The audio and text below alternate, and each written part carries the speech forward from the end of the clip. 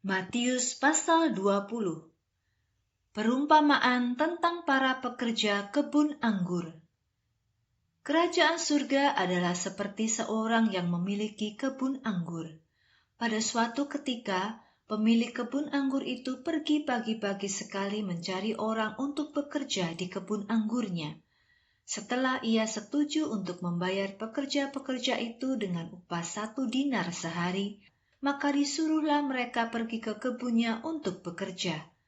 Kira-kira pukul 9 pagi, pemilik kebun itu pergi lagi ke pasar dan melihat beberapa orang sedang berdiri dan menganggur.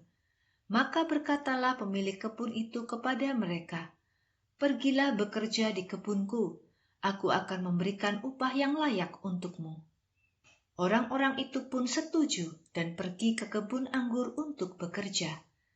Sekitar pukul 12 dan juga pukul 3 sore, pemilik kebun itu pergi lagi untuk mencari orang yang mau bekerja di kebunnya. Kira-kira pukul 5 sore, ia pergi lagi ke pasar dan melihat beberapa orang yang berdiri dan menganggur. Maka ia bertanya juga kepada orang-orang itu, "Mengapa kamu hanya berdiri di sini dan menganggur sepanjang hari?" Jawab mereka, "Tidak ada yang memberikan pekerjaan untuk kami." Pemilik kebun anggur itu berkata, "Kamu juga bisa bekerja di kebun anggurku." Ketika hampir malam, pemilik kebun anggur itu berkata kepada kepala pekerja, "Panggillah semua pekerja dan bayarlah mereka, mulai dari orang yang terakhir bekerja sampai yang paling awal bekerja." Para pekerja yang masuk pukul 5 sore mengambil upah mereka, yaitu 1 dinar, upah 1 hari penuh bekerja. Ketika pekerja-pekerja yang masuk paling awal mengambil upah, mereka berharap akan mendapat lebih banyak daripada pekerja yang lain. Ternyata, masing-masing mendapat upah yang sama, yaitu 1 dinar.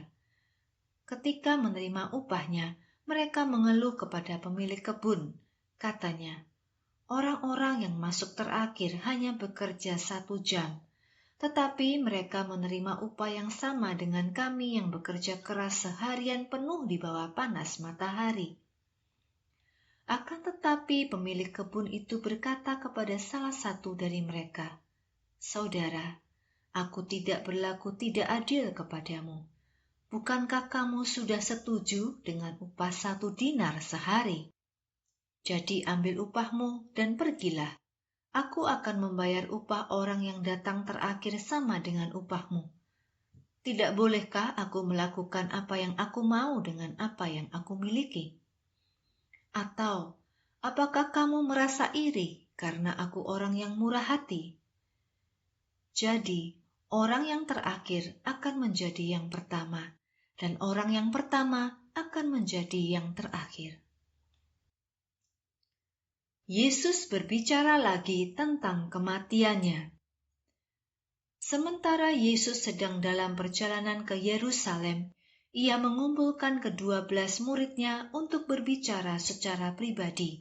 Katanya, "Dengarlah, kita sedang menuju ke Yerusalem, dan Anak Manusia akan diserahkan kepada imam-imam kepala dan guru-guru Taurat.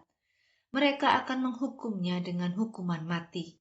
Mereka akan menyerahkan dia kepada orang-orang yang tidak mengenal Allah untuk ditertawakan, dicambuki, dan dibunuh di atas kayu salib.